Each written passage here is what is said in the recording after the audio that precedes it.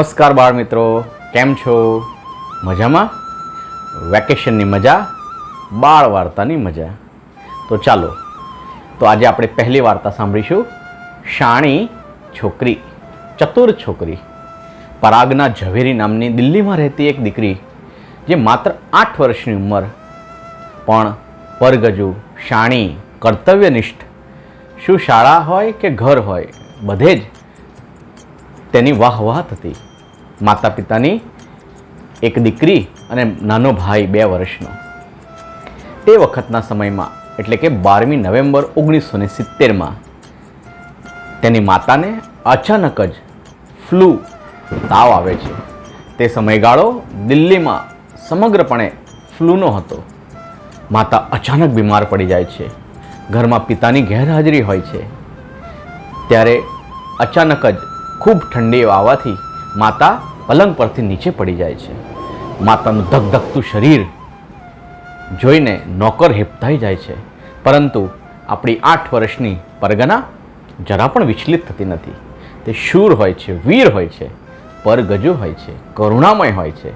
અને તે કોઈની પણ રાહ જોયા વગર ત્વરિત બુદ્ધિથી, તે વખતે જ્યારે મોબાઈલ કે પેજર કે ઇન્ટરનેટ ન હતું, તેવા સમયે મોબાઈલની ટેલિફોનની ઘંટડી ફેરવીને નંબર ડાયલ કરવાનો એને પોતાને યાદ હતો. એટલે પિતાનો નંબર એ ડાયલ કરે છે અને પિતાને સઘળી હકીકત જણાવે છે.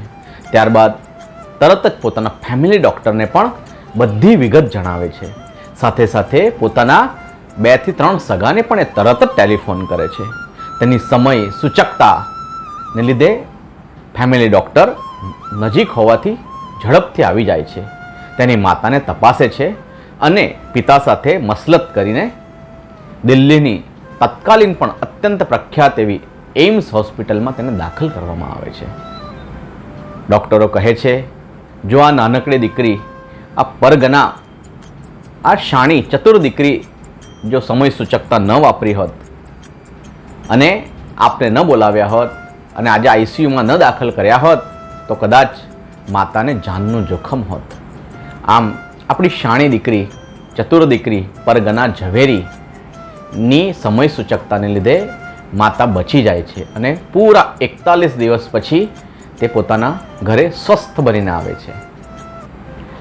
આ બહાદુરીની વાત, સમય સૂચકતાની વાત ભારતીય સરકારની નાના બાળકોને બહાદુરી બતાવવા બદલ જે સંસ્થા કામ કરે છે તેને જાય છે.